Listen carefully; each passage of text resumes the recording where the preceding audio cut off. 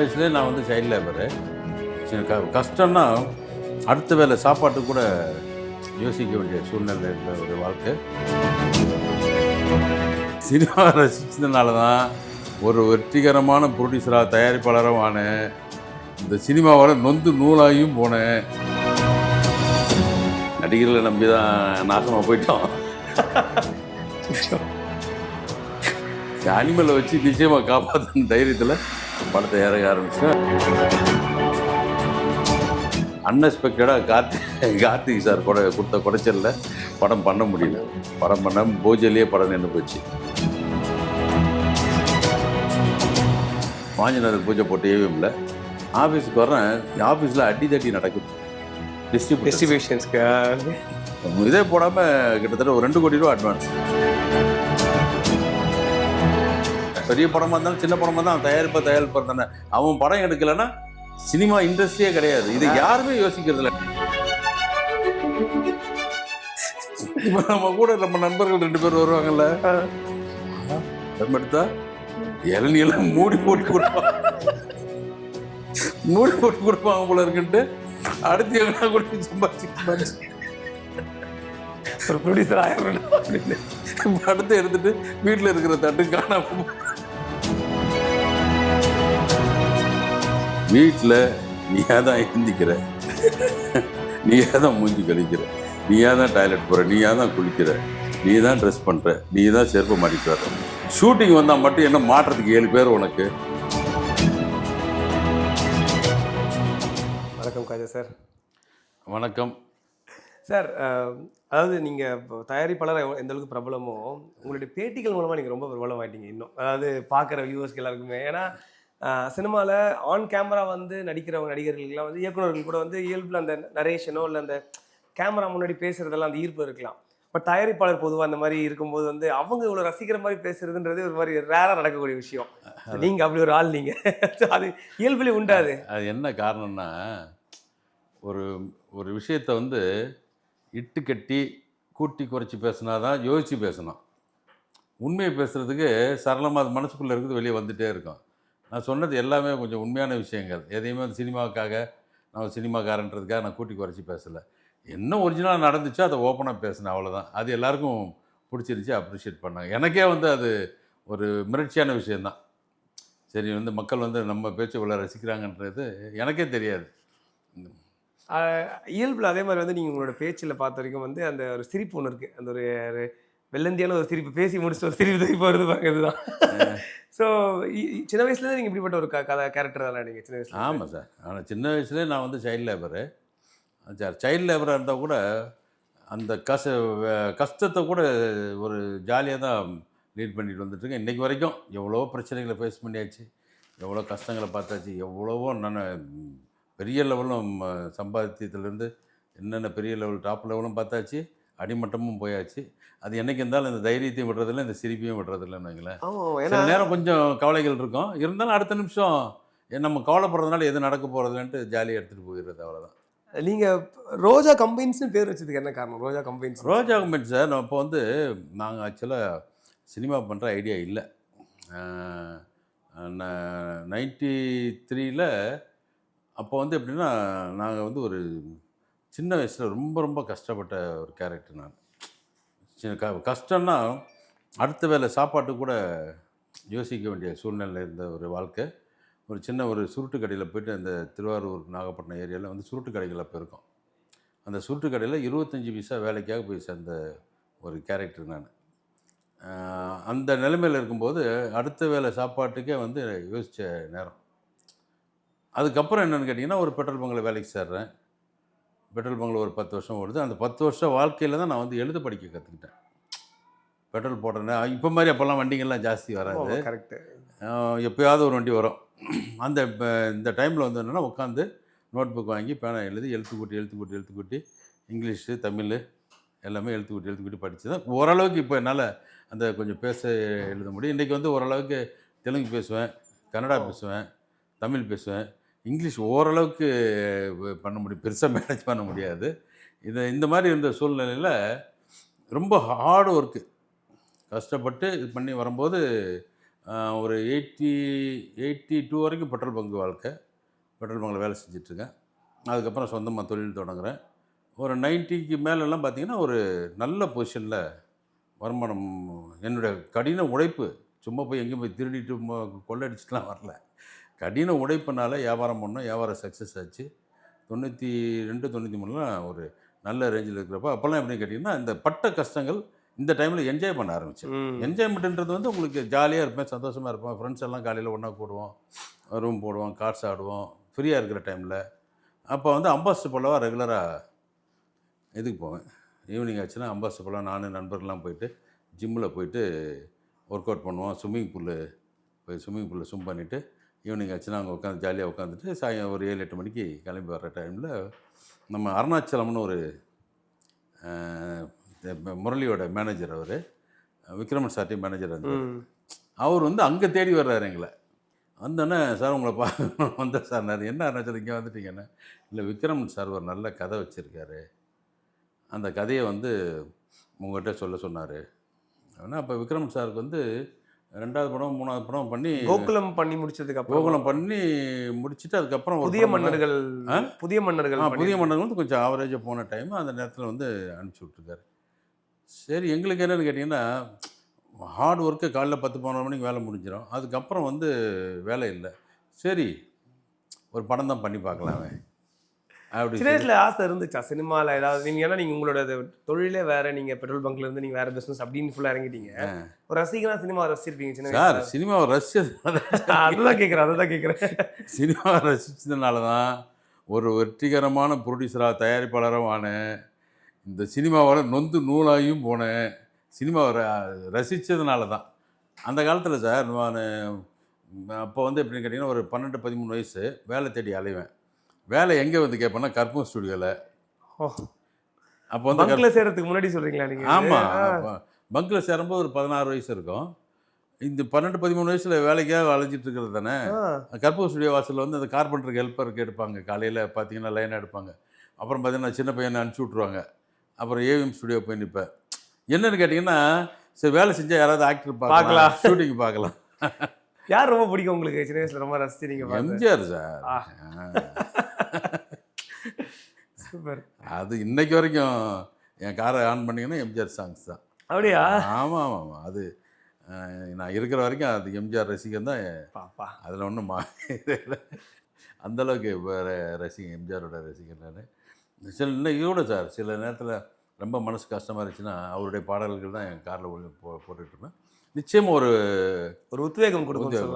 ஆமாம், 100% ஒரு உத்வேகம் இருக்கும். ஒரு நான் ஆணையிட்டால் அப்படின்னு நமக்கு அப்படியே எனர்ஜி என்ன அவர் வந்து அவருடைய புரட்சி தலைவர் தான், சாதனையாளர். அந்த கரிஷ்மா வந்து அது மாற்றவே முடியாது இல்லையா? அது எப்பா சார், இன்னைக்கு உலகத்திலேயே இருக்கும்போதும் சரி இறந்த பிறகும் சரி ஃபாலோவர்ஸ் இருக்காங்கன்னா அந்த ஒருத்தருக்கு தான் சார். ஒரு சின்ன எக்ஸாம்பிள் சொல்கிறேன். இப்போ கர்நாடகாவில் வந்து லேண்ட் பிஸ்னஸ் பண்ணிகிட்ருக்கேன்.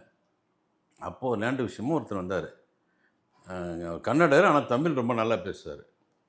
அப்போ வந்து டிவியில் ஏதோ ஒரு எம்ஜிஆர் சிவாஜி இது வந்து நியூஸ் போயிட்டுருக்கு. அப்போ பக்கத்தில் இருந்தவர் வந்து இந்த டாபிக் ஆரம்பித்தோன்னே அந்த ஆள் வந்து எம்ஜிஆரை திட்டுறாரு. அவர் ரொம்ப கன்னடக்காரங்களுக்கு எம்ஜிஆர் பிடிக்கும். அவர் எதோ சொன்னோன்னே இந்த ஆள் கூட உட்காந்து ஒரு அழுதுட்டார். அவரும் கன்னடக்காரர் தான், அழுதுட்டார். நான் என்னையான்றேன், சார் எம்ஜிஆரை தப்பாக பேசுகிறார் சார்னு அழுகுறாரு. தயவு செஞ்சு அவர் மட்டும் தப்பாக பேசாதீங்க, உங்கள் காலில் விழுகுறேங்கிறான்.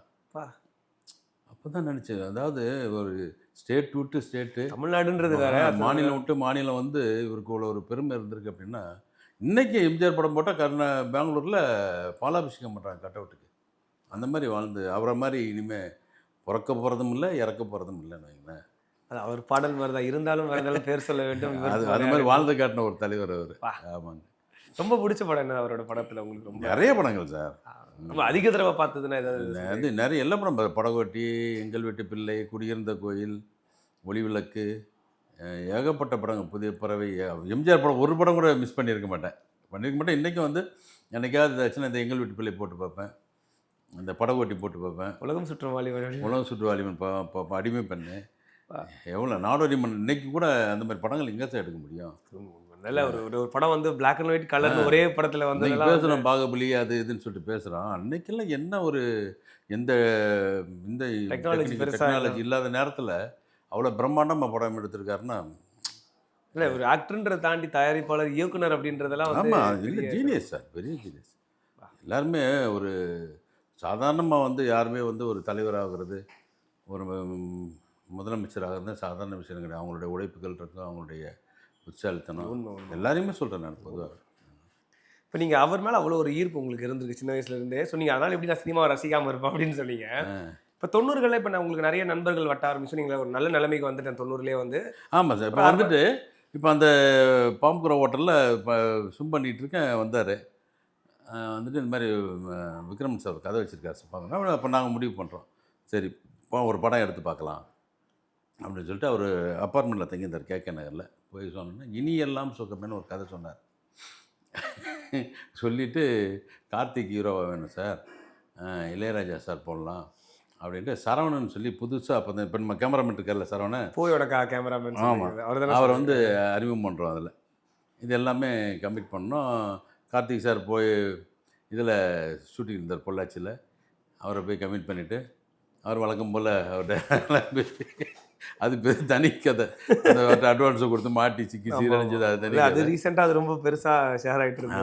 அப்போ வந்து இனியெல்லாம் சுகமேன்னு சொல்லி பண்ணும்போது கம்பெனி அப்போ தான் ஆரம்பிச்சிருக்கோம் இல்லையா. அப்போ வந்து ஒரு சாஃப்டாக ஒரு எல்லாருக்கும் பிடிச்ச மாதிரி ஒரு பேர் வரணும்னு சொல்லி நான் அப்போ வந்து ஞானவேல் சார், இப்போ ஜெயபிரகாஷ், நாங்கள் 3 பேரும் அப்போயும் ஒன்றா இருப்போம். 3 பேர் சேர்ந்து தான் எடுக்கிறோம். அப்போது என்ன ஆகும், எல்லாருக்கும் பிடிச்ச மாதிரி ஒரு பேர் வரணும்னா எல்லாருக்கும் பிடிக்கிறது ஒரு பூ வந்து எல்லாருக்கும் பிடிக்கும். அப்படின்னப்போ டக்குன்னு ரோஜா அப்படின்னோடனே சரி ரோஜா கம்பைன்ஸ், ரோஜா 3 பேர் இருக்கும், அதனால் கம்பைன்ஸ் அப்படின்னு சொல்லி இந்த நேம் உருவாச்சு. அது ஏன்னா அதாவது இப்போ ஒரு சில தயாரிப்பு நிறுவனங்களுடைய அந்த பிராண்ட் வந்து நமக்கு அப்படியே ஆழ் மனசில் பதிஞ்சிருக்கும். நான் சின்ன வயசுல நான் நிறைய படங்கள் இதெல்லாம் பார்க்கும்போது இப்போ ஏவிஎம்க்குன்னா அந்த ஏவிஎம்னு வரும்போது அந்த சவுண்டோட அப்படியே செட்டியார் ஐயாவோட முகம் காட்டும் போது நமக்கு அப்படி பதியும். சத்யா மூவிஸ் அந்த மாதிரி தான் இருக்கும். ரோஜா கம்பெனி அந்த ரோஸ் அப்படி திரும்பி ரோஜா கம்பெனிஸ் வரும்போது நமக்கு அந்த ஒரு அந்த அட்ராக்ஷன். அது ஒரு பெரிய ஆச்சரியம் என்ன தெரியுங்களா, நான் சினிமா ஆரம்பித்தது 93 ரோஜா கம்பெனிஸ். ஆனால் அந்த படம் எடுக்க முடியல. 96 வரைக்கும் படங்களே இல்லை. அதுக்கப்புறம் 96க்கு அப்புறம் தான் படம் எடுத்து 2007 11 வருஷம் கொடி கட்டி பறந்து படம் ஸ்டாப் பண்ணியாச்சு. இன்றைக்கி 2026. ஆமாம், கிட்டத்தட்ட 19 வருஷம் கழிச்சோம். இன்றைக்கும் காஜா மீதி அப்படின்னா ரோஜா கம்பெனிஸ் சொல்கிறாங்க. கரெக்ட். ரோஜா கம்பெனிஸ் அப்படின்னா காஜா மீதிங்கிறாங்கன்னா இது உண்மையில் இது ஒரு பெரிய மக்களால் ஆசீர்வதிக்கப்பட்ட பேருன்னு தான் நான் நினைக்கிறேன். நான் ஒரு சின்ன ஒரு உதாரணம். இப்போ எனக்கு இப்போ நம்ம இந்த பேட்டிக்கு முன்னாடி வந்துட்டு இருக்கும்போது என் ஃப்ரெண்டு ஃபோன் பண்ணான், எங்கடா போயிட்டு இருக்க மாதிரி பேட்டி எடுக்க போகிறேன், யாரடானா ராஜா மொழி ரோஜா கம்பெனி நடந்தது. இப்போ நடந்தது எவ்வளோ ஒரு பாருங்க, நீங்கள் சொன்னது எனக்கு வரைக்கும் மக்கள் மனசில் அந்த நேம் இருக்கிறதுனால அது உண்மையில நான் ரொம்ப கொடுத்து வச்சிருக்கணும் இந்த மாதிரி ஒரு இது அமைஞ்சதுக்கு.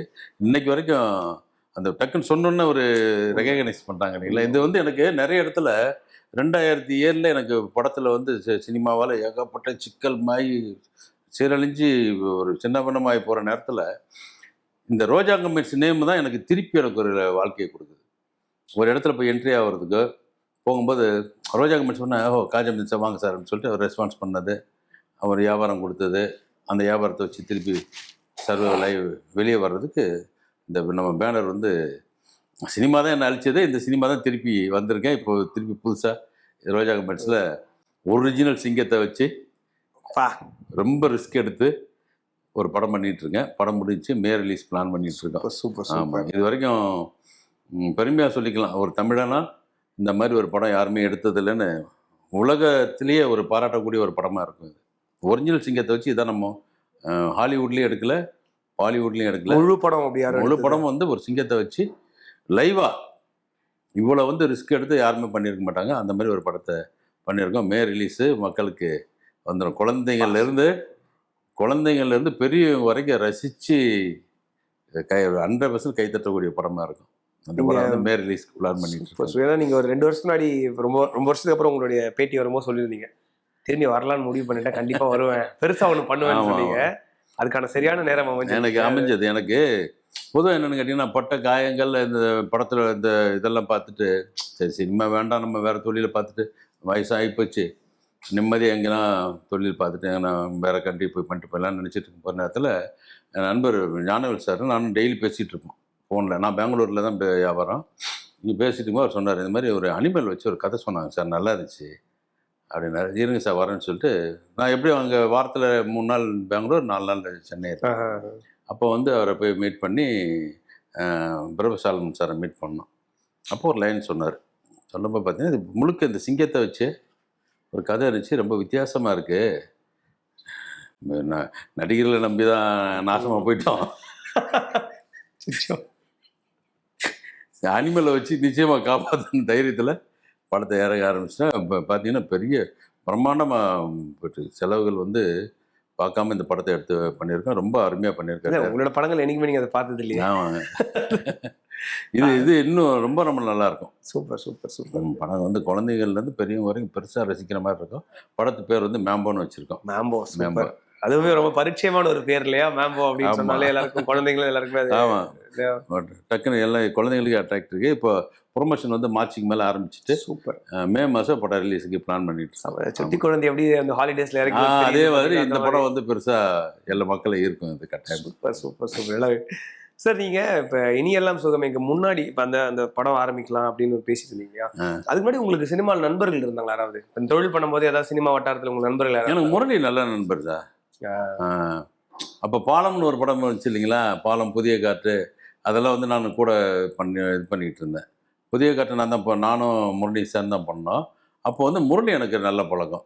ஓகே, நடிகர் முரளி. ஆமாம், அதனால தான் பார்த்தீங்கன்னா புதிய காற்று, இது வந்து பொற்காலம், பூந்தோட்டம், அள்ளி தந்த வானம்ல 3 படமும் பண்ணார். ரொம்ப நல்ல அருமையான நடிகர், நல்ல நண்பர், சினிமாத்தனம் இல்லாத ஒரு நடிகர். அவர் தான் எனக்கு வந்து நல்ல குடும்ப நண்பராக இருந்தாங்க. நிறைய பேர் சொல்லியிருக்காங்க அவரோட பழகினவங்க, அவர்கிட்ட ரொம்ப ரொம்ப ரொம்ப நல்ல இயல்பாக பழகக்கூடிய ஒரு ஆள், ரொம்ப நல்ல மனிதர். ரொம்ப சீக்கிரம் மறைஞ்சது தான் பெரிய ஒரு. சினிமாவில் வந்து எப்படி கேப்டன் எப்படி ஒரு பேசக்கூடிய ஒரு நல்ல சிறந்த மனிதர், அந்த மாதிரி முரளியும் ஒரு சிறந்த மனிதர். பாருங்க சீக்கிரமாக இறந்து போயிட்டார். ரொம்ப கூடிய விஷயம், அது அன்ஃபார்ச்சுனேட்டான விஷயம். அது இப்போ கோபால இப்போ அந்த படம் நீங்கள் சொன்னது சொல்லியிருக்கீங்க, மட்டும் சொல்லியிருக்கீங்க, விக்ரமன் சார் படம் நடக்காம போய். எனக்கு தெரிஞ்சு அந்த கதையில தான் எல்லா காமெடி ஆக்டர்ஸ், இப்போ கவுண்டமணி அண்ணன் எல்லாருமே அதில் எல்லாம் கமிட் பண்ணுற மாதிரி. அது அந்த படம் இல்லை சார். இது ஆக்சுவலாக அந்த கதை வந்து அமைதி பட ஸ்ரீலங்கா போச்சு இல்லையா, அதை பேஸ் பண்ணி இங்கேருந்து அமைதிப்படையில் போன ஒரு நம்ம இந்தியா இராணுவ வீரருக்கும் ஸ்ரீலங்காவில் ஸ்கூலில் படிக்கிற ஒரு பொண்ணுக்கும் அங்கே போன இடத்துல காதல் ஆகுது, லவ் ஆகுது. இதை வந்து எப்படி வந்து எப்பயுமே 2 கண்ட்ரியும் வந்து இது மாதிரி இருக்க மாதிரி, எலியும் பூனையுமா இருக்கிற மாதிரி ஒரு சூழ்நிலை அந்த டைமில். இவர் வந்து தமிழ் பொண்ணை லவ் பண்ணல, சிங்கள பொண்ணை லவ் பண்ணிடுறாரு. இதை எப்படி வந்து அங்கேருந்து இந்தியாவுக்கு கொண்டு வர்றாருங்கிறத பேஸ் பண்ணி கதை பண்ணியிருந்தார். இப்போ கதை பேர் இனியெல்லாம் சுகமேன்னு சொல்லி ரொம்ப பிரமாதமாக பண்ணியிருந்தார். அன்எக்ஸ்பெக்டடாக கார்த்திக் சார் கொடுத்த குடைச்சலில் படம் பண்ண முடியல. படம் பண்ணாமல் பூஜையிலேயே படம் நின்று போச்சு. அதுக்கப்புறம் விக்ரமன் சாரும் வேறு படங்கள் பண்ணி வேறு மாதிரி போயிட்டார். நம்மளும் இங்கே வேறு டைரக்டர் மாதிரி நிறைய படங்கள் பண்ண ஆரம்பிச்சு. ஆனால் அதுக்கப்புறமா அவரும் அவரோட படம் பண்ணியிருக்காரு, நீங்களும் அவரோட படம் பண்ணியிருக்கீங்க. 2 பேருமே அதுக்கப்புறம் நடந்திருக்கு. அவருமே படத்தை உன்னிடத்தில் எனக்கு கொடுத்தா, நீங்களுமே அவரை வச்சு சந்தித்த வேலை பண்ணியிருக்கீங்க, ஆனந்த பூங்கா பண்ணி. ஆமாங்க, நல்ல நண்பர் தான். இருந்தாலும் சரி, அவர் கொடுக்குற குடைச்சலெல்லாம் தாங்கிடணும், அந்த அளவுக்கு இது பண்ணிடுவார். அதை சொல்லும்போது அது ஒரு மேஜிக்னு சொல்லுவாங்க. இவ்வளோ இருக்கும், பட் அந்த ஷாட் வந்த அப்புறம் எல்லாத்தையும் மறக்கடிச்சுட்டு வந்து. ஆமாம், ஷூட்டிங்லாம் வந்தாச்சுன்னா கார்த்திக் சார் மாதிரிலாம் ஒரு ஆக்டரு பார்க்குறது ரொம்ப கஷ்டம் சார். அதான் சொல்கிறேனே, நான் நிறைய இதில் சொல்லியிருப்பேன். அவர் மட்டும் சரியாக இருந்திருந்தாருன்னா இன்றைக்கி அவர் தான் சூப்பர் ஸ்டாருங்கிற போட்டியில் அவர் இருந்திருப்பார். அவர்கிட்ட ஒரு தனித்துவம் இருக்கும், அது அந்த ஸ்டைல் யாருக்கிட்டையுமே இருக்காது. ஆமாம், ஆக்டிங் ஆகட்டும், ஃபைட் ஆகட்டும், டான்ஸ் ஆகட்டும், என்ன ஒரு அற்புதமான நடிகர். நிச்சயமா ரொம்ப ரொம்ப கேஷுவலாக நடிக்கக்கூடிய ஒரு ஆக்டர். ஆமாம், நடிக்கிறது தெரியாது, பார்த்தா தெரியாது. ஆனால் வந்து தயாரிப்பாளர் கொடுக்குற டார்ச்சர் வந்து தாங்க முடியாது. பின்னாடி அவ்வளோ வேதனை தெரியுது. ஐயோ, அவரால் பட்டு சிக்கி சின்ன பண்ணமாயிருக்கேன் நான். மொதல் படம் ட்ராப் ஆகிடுச்சு. 2வது படம் வந்து இது ஆனந்த பூங்காற்றை அவரை வச்சு எடுத்து ஒரு வழியாக ஷூட்டிங்கை முடித்தேன். ஆனந்த பூங்காற்று 3வது படத்தில் போய் மாட்டிக்கிட்டேன். சந்தித்த வேலையில் மாட்டிக்கிட்டேன். பாருங்க அது இது இவ்வளோ பண்ணியிருக்காரு, அப்போ கூட அவரை வச்சு பண்ணக்கூடாதுன்னு தோணலை. டைரக்டராக வந்து சார் கார்த்திக் சார் பண்ணால் தான் நல்லா இருக்கும். சஞ்சித் தேவலை பாருங்க, படம் ரொம்ப நல்லா இருக்கும். ஆனால் படம் சரியாக ரவிச்சந்திரன் சார் கண்ணெதிரே தோன்றினால் டேரக்டர். அடுத்தது நம்ம படம் சஞ்சித் அந்த தேவலை. செகண்ட் ஃபிலிம் நிறைய நீங்க டேரக்டர்ஸ் பண்ணிருக்கீங்க நீங்க. ஆமாம், அந்த டைமில் சார், அந்த பூந்தோட்டம் பண்ணது இவருது. அந்த டைமில் எப்படின்னு கேட்டிங்கன்னா, இப்போ பூமணி பண்ணியிருந்தார் களஞ்சியம், உடனே கூப்பிட்டு இப்போ பூந்தோட்டம். பாரதி கனவா பண்ணியிருந்தார் சேரன், பொற்காலம். அடுத்து உடனே பொற்காலம். இவர் கண்ணெதிரே தோன்றல் பண்ணியிருந்தார் ரவிச்சந்திரன். அதுக்கப்புறம் உடனே இது சஞ்சித் தேவலை. இந்த மாதிரி நல்லா பண்ணியிருந்தேன். ராஜ் கபூர் சார் வந்து உங்களுக்கு ஃபர்ஸ்ட் படம் துள்ளாலும் துள்ளும் பண்ணிட்டு பெண்ணின் மனை தொட்டு அடுத்த படம் எழில் சார் பண்ணதும். எழில் சார் படம் பெண்ணி படத்தோட சூப்பர் படம், அருமையான டைரக்டருங்க. எழில் சார் எல்லாம், எழில் சார் சில இண்டஸ்ட்ரியில் சொல்லணும்னா எழில் சார், ரவிக்குமார் சார், இவங்கெல்லாம் வந்து அற்புதமான டைரக்டர், ப்ரொடியூசர்ஸ் டைரக்டர்ஸ். 100%. நம்ம வந்து படம் எடுக்கிற ஒரு இதே இருக்காது, டென்ஷனே இருக்காது. ஒரு சினிமா எடுத்துக்கிட்டு இருக்கவேன்னு ஒரு ஃபீலிங்கே இருக்காது. இப்போ அப்படியே இருக்குது. ஒரு நாளும் டென்ஷன் என்ன, எதுவுமே பிளான் பண்ண முடியல. அப்போல்லாம் வந்து ஒரு சினிமா எடுக்கிறோன்னா ஒரு நாளைக்கு இந்த அவ்வளோ அமௌண்ட் இருந்தால் போதும், இன்றைக்கி ஷூட்டிங் முடிஞ்சிடும், இந்த அமௌண்ட் இருந்தால் போதும், பேமெண்ட் ஆயிரும்னு நினைக்கிறேன். இன்றைக்கி வந்து அந்த கால்குலேஷனே பண்ண முடியல. ஷூட்டிங் போய்ட்டு சாயங்காலம் வந்து நம்ம ஒரு 10 லட்ச ரூபா நினச்சிட்டு போனால் 20 லட்ச ரூபா ஆகுது. தாறுமாறாக போயிடுச்சு. ப்ரொடக்ஷன் காஸ்ட்லேருந்து எல்லாமே கணிக்கவே முடியல. இப்போ சினிமா வந்து கணிக்க முடியாது. இதை மீறி படம் எடுத்து ஜெயிக்கிறது தான் பெரிய மேட்டராக இருக்குது. ஆனால் இப்போ வந்து பார்த்திங்கன்னா நிறைய இந்த பெரிய படங்கள் எடுத்து அப்படியே மாயாஜாலம் காமிச்சிட்டு இருந்தாங்க. ஆனால் சின்ன படங்கள் தான் இன்றைக்கி பெரிய சக்ஸஸில் இருக்குது. ஆமாம் சார், போன வருஷமே நிறுவனம் ஆயிடுச்சு. நிறைய சின்ன படங்கள் ஓடி இருக்கு. அந்த சின்ன படங்கள் ஓடுறது பெரிய ஆரோக்கியமான விஷயங்கள். நிச்சயமா. ஆனால் இடையிலே பார்த்திங்கன்னா சின்ன படங்களுக்கு நிறைய பார்த்திங்கன்னா இப்போ நிறைய பேர் பேட்டி கொடுக்குறாங்க, பேசுகிறாங்க. படம் வந்து எங்கள் தேட்டருக்கு படம் இல்லை, இது பண்ணல அது பண்ணலன்னு சொல்லி பேசுனாலும் தவிர எல்லாமே பெரிய படத்தை தான் போடுறாங்க. சின்ன படங்களை போடுறதே இல்லை, தேட்டர் கொடுக்கறது இல்லை, ஷோஸே கிடைக்கிறது. ஒரு ஷோ அரை ஷோ கொடுத்துட்ருக்காங்க. ஆனால் இன்றைக்கி பார்த்தீங்கன்னா எல்லா படமும் சின்ன படங்கள் தான் ஓடிட்டு. கரெக்ட். முன்ன வந்து டிஸ்ட்ரிபியூட்டர் இருந்தாங்க சார், வருவாங்க. காலையில் நம்ம படம் பூஜை போடும்போது இந்த வாஞ்சிநாதன் வந்து பெண்ணின் மனை தொட்டு படம் ரிலீஸு, கேப்டன்கிட்ட போய் பேசி வாஞ்சிநாதனில் அவரை கமிட் பண்ணியிருக்கேன். கேட்டோன்னே ஒத்துக்கிட்டார், வாங்க சார் பண்ணுவோன்னு சொல்லிட்டு ஒத்துக்கிட்டாங்க. பெண்ணின் மனை தொட்டு ரிலீஸ் அன்னைக்கு வாஞ்சிநாதன் படம் பூஜை ஏவிஎம் பூஜை போட்டுட்டு ஆஃபீஸுக்கு வர்றேன். வாஞ்சிநாதன் பூஜை போட்டு ஏவிஎம்மில் ஆஃபீஸுக்கு வர்றேன். ஆஃபீஸில் அடிதடி நடக்குது டிஸ்ட்ரிபியூஷன்ஸ்க்கு. ஏன்னா அப்போ கேப்டனுக்கு வானத்தை போல இதெல்லாம் வந்து அவருக்கு படங்கள் எல்லாமே வல்லரசு வாஞ்சிநாதன் நான் எதிர்பார்க்கவே இல்லை. பார்த்தா எல்லாம் ஒரு ஏரியாவுக்கு 3-4 டிஸ்ட்ரிபியூட்டர் நிற்கிறாங்க.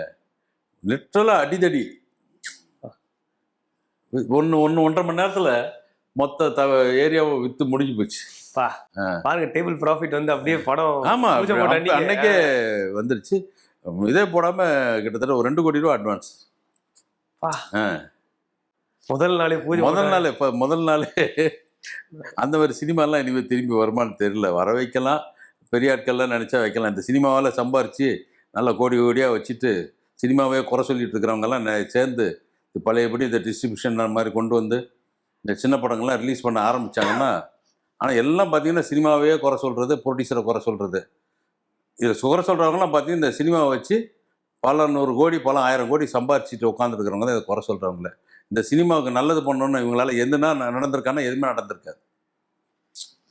அது பார்க்கும்போது சார், இப்போ தமிழை தாண்டி இப்போ நம்ம பக்கத்தில் இருக்க மாநிலங்களே, இப்போ கேரளாவோ இல்லை ஆந்திராவோ கர்நாடகாவோ நிறைய சின்ன படங்கள் நல்லா பெருசாக போகிறத பார்க்க முடியுது நம்மளால வந்துட்டாங்க சார். சின்ன படங்கள் தான் சார் பெருசாக போயிருக்கு. இப்போ சமீபத்தில் எடுங்க, எத்தனை படங்கள் பெரிய படங்கள்ல, எத்தனை படங்கள் பெரிய படங்கள் ரீதியாக நிறைய அதுக்கு எதிர்மறையான படங்கள் தான் சார் ஓடி இருக்கு. இன்னைக்கு தேட்டரில் இருந்து எல்லாமே ரன்னிங் ஆகிட்டு இருக்கு. அப்படின்னா சின்ன படங்களை வச்சு தான். அந்த சின்ன படங்கள் நம்ம ஊக்கம் கொடுக்கணும். இதை வச்சு இது பேசாமல் ஒரு மீட்டிங் மாதிரி போட்டு இந்த படங்கள் எல்லாம் எப்படி கொண்டு வரலாம். ஏகப்பட்ட படம் நல்ல படங்கள்லாம் முடங்கி கிடக்குது. இந்த படங்கள்லாம் எப்படி கொண்டு வர்றது, இதை பற்றி பேசலாம். ஒன்றா தயாரிப்பாளரை பற்றியே குறை சொல்கிறது. தயாரிப்பாளர்லேருந்து இந்த சினிமாவே இல்லைங்கிறது யாருமே யோசிக்கிறது இல்லை. அவன் நல்லவனோ கெட்டவனோ கொள்ளை அடிச்சுட்டு வரானோ என்னமோ பண்ணுறான். வந்து அவன் படம் எடுக்க போய் தானே, பெரிய படமாக இருந்தாலும் சின்ன படமாக தான் அவன் தயாரிப்பாளர் தானே. அவன் படம் எடுக்கலைன்னா சினிமா இண்டஸ்ட்ரியே கிடையாது. இதை யாருமே யோசிக்கிறது இல்லை. நடிகரும் கிடையாது, தியேட்டரும் கிடையாது, எக்ஸிபியூட்டரும் கிடையாது, டிஸ்ட்ரிபியூட்டரும் கிடையாது, யாருமே கிடையாது. யாருமே யோசிக்கிறதே இல்லை. பார்த்தீங்கன்னா அவன் ப்ரொடியூசர் தான் குறை சொல்லுவாங்க. அவன் எங்கேயோ போய் என்னமோ பண்ணி ஏதோ பண்ணி அவன் கை காலையோ உளுந்து படத்தை எடுக்கிறவன் இருக்கான். இன்னைக்கு வந்து இந்த கார்பரேட் கம்பெனி வந்த பிறகு செழிப்பாக இருக்குது. அதுக்கு முன்னாடி எல்லாம் எப்படி இருந்துச்சு சினிமா? இப்போ நிறைய டேரக்டர்ஸே வந்து ப்ரொடியூசர்ஸாக மாறிடுறாங்களா? அது எப்படி பார்க்குறீங்க? இப்போ நிறைய பேர் பார்க்குறோம், ஒரு படம் டைரக்ட் பண்ணுறாங்க, செகண்ட் ஃபிலிம்லேயே வந்து ப்ரொடக்ஷனில் இறங்குறாங்க. ஆமாம் சார். இன்னைக்கு படத்தினுடைய அப்போ வந்து ஒரு படம்னு ஒன்று ரிலீஸ் ஆச்சுன்னா வெற்றின்னா ஒரு 10-15% லாபம் இருக்கும். லாஸுன்னாலும் ஒரு 10-15% தான் லாஸ் இருக்கும். ஒரு 80-85% கவர் ஆகிடும். ரெக்கவர் ஆகிடும். இப்போ அப்படி இல்லை. அடித்தா பெரிய ஜாக்பாட்டு பார்க்குறாங்க. இப்போ நமக்கு வந்து 500 கோடி வியாபாரம் இருக்குது அப்படின்னா எது கொண்டு போய் ஒரு தயாரிப்பாளர் கொடுத்துக்கிட்டு இருக்கணும்? நம்மளே படத்தை எடுப்போம், அந்த வர லாபம் நம்மளே எடுத்துக்குவோம். கரெக்ட். ஆனால் அவங்களுடைய ஆரம்பம் பார்த்தீங்கன்னா ஒரு தயாரிப்பாளராக தான் இருந்திருக்கும். வேற ஒரு எவனோ ஒருத்தன் வந்து படம் எடுத்திருப்பான், அவனால தான் அவங்களுடைய அறிமுகமே இருந்திருக்கும். அது கொஞ்சம் இதானோடனே சொந்த படங்கள் எடுத்துக்கிட்டு அதில் வர லாபம் அவங்க என்ஜாய் பண்ணிக்கிறாங்க. ஆனால் சில நேரத்தில் அந்த படமும் போச்சுன்னா அதில் நஷ்டம் ஆகிறதுக்கும் பெரிய வாய்ப்பு இருக்குது. எல்லா படமும் ஓடிடுச்சுன்னா அதுக்கப்புறம் என்னத்துக்கு பாரதி ராஜா சார் வீட்டில் உட்காரணும், பாலச்சந்தர் சாரியா வீட்டில் உட்காரணும்? அவங்களுக்கு கொடுக்காத ஹிட்ஸா? கரெக்டு. கடைசி காலத்தில் பாலுமகேந்திர சார்லாம் படங்களே ஓடலை. எவ்வளோ ஹிட்ஸ், எவ்வளோ சாதனையாளர்கள் அவங்களாம். அவருடைய சிஷ்யர் சினிமாவை கணிக்க தெரிஞ்சுட்டா சார் வேற தொழிலே தேவையில்லையே. அதான் எவ்வளோ பெரிய ஹிட் டைரக்டர் இருந்தால் கூட அவங்களுக்கு அந்த நாள் ரிலீஸ் ஆகிற வரைக்கும் அது ஓடுமோ ஓடாதான் தெரியாது. மக்கள் தான் கணிக்கணும் அதை. படத்தை இந்த படத்தை எடுத்தால் ஓடிடும்னு சொல்லி யாரும் இப்போ நான் கூட படம் எடுத்துருங்க சார், என் படம் ரொம்ப நல்லா இருக்கு 100% ஓடின்னு நினைக்கிறேன். மக்கள் தான் தீர்ப்பு சொல்லணும். நம்ம சினிமா மட்டும் கணிக்க தெரிஞ்சிட்டான்னா வேற தொழில் நமக்கு தேவையே இல்லை. மற்ற தொழிலெல்லாம் வந்து பார்த்திங்கன்னா அவங்களுக்கு சிரமம் பண்ணணும், கஷ்டப்படணும். இது ஒன்று தான் உட்காந்த இடத்துலையே அதாவது கீழே ஒரு தட்டு, அதுக்கு மேலே கிளாஸு, அதில் இளநீர் இருக்கும், இளநீர் வாட்டர் இருக்கும், அதுக்கு மேலே ஒரு மூடி போட்டு தூக்கி இப்போ நம்ம ப்ரொடியூசர் போனோன்னு இப்படி வரும், ஒரு இளநீர் வெட்டி கொடுத்தா குடிச்சிட்டு போகிறோம். ஒரு தட்டு மேலே ஒரு தட்டு வச்சு அப்படியே இப்போ நம்ம கூட நம்ம நண்பர்கள் 2 பேர் வருவாங்கல்ல, படம் எடுத்தா இளநியெல்லாம் மூடி போட்டு கொடுப்பாங்க போல இருக்குன்ட்டு அடுத்து என்ன கூட சம்பாதிச்சு ஒரு ப்ரொடியூசர் ஆயிரம் அப்படின்னு படத்தை எடுத்துட்டு வீட்டில் இருக்கிற தட்டு காணாம. இது ஒரு மாய உலகம் சார். இது கரெக்ட். யதார்த்தம். நான் ஸ்பாட்டு பண்ண சொல்லி தட்டில் வேணாம், கெட்டியே கொண்டு வராது, வேர்டுலாம் வாங்கி சாப்பிட்டுக்கிறேன், கெட்ட வராது அப்படின்னு. எனக்கே வா அப்படின்ற மாதிரி. சார் பாருங்க, நான் கேட்குறேன், வீட்டில் நீயா தான் ஏந்திக்கிற, நீயா தான் மூஞ்சி கழிக்கிற, நீயா தான் டாய்லெட் போகிற, நீயா தான் குளிக்கிற, நீ தான் ட்ரெஸ் பண்ணுற, நீ தான் செருப்பை மாட்டிட்டு வர்ற. ஷூட்டிங் வந்தால் மட்டும் என்ன மாட்டுறதுக்கு 7 பேர் உனக்கு கொம்பா முளைச்சிருது. ஷூட்டிங் வந்துட்டா பாருங்க, செருப்பு மாட்டுறதுக்கு ஒரு ஆள், சாக்ஸ் மாட்டுறதுக்கு ஒரு ஆள், பேண்ட்டை போடுறதுக்கு ஒரு ஆள், உன்னால் போட முடியாதா? என்ன இந்த மாய உலகம் சார் இது. ஆனால் அதை சப்போர்ட் பண்ணுறதுக்கு ஒரு பெரிய கூட்டம் இருக்குல்ல. இப்போ இப்படிதான் இருக்கணும் இப்படிதான் இருக்கணும்னு சொல்லி அதை நீங்கள் வேற வழி இல்லையே அவங்களோட. ஓகே சார், சினிமா ஒரு டைமில் பார்த்தீங்கன்னா சர்வைவலுக்காக சினிமா நடந்துச்சு. இப்போ நானே ஒரு லெவலுக்கு மேலே கடன்காரனாகி பிரச்சனை வரும்போது பார்த்தீங்கன்னா இந்த படம் எடுத்தால் நமக்கு ஏதோ அமௌண்ட் வரும், பழசை கிளியர் பண்ணிக்கலாம், இப்படி ஒரு சினிமா ஓடிக்கிட்டு இருந்துச்சு. இன்றைக்கும் அந்த சில சினிமாக்கள் அப்படி போயிட்டுருக்கு. அப்போ என்ன அவனு கேட்டிங்கன்னா இவங்களுக்கு ஜால்ரா போட்டே ஆக வேண்டிய சூழ்நிலை, நீங்கள் தான் சார் அப்படின்னு. ஆனால் வெளியில் நம்ம பாராட்டோம், உள்ளுக்குள்ளே தான் அவன் யாருன்னு நமக்கு தான் தெரியும். வேறு வழி இருந்துதான் ஆகணும் அங்கே. ஆமாம், வேறு வழி இல்லாமல் பண்ணிக்கிட்டு இருந்தோம்.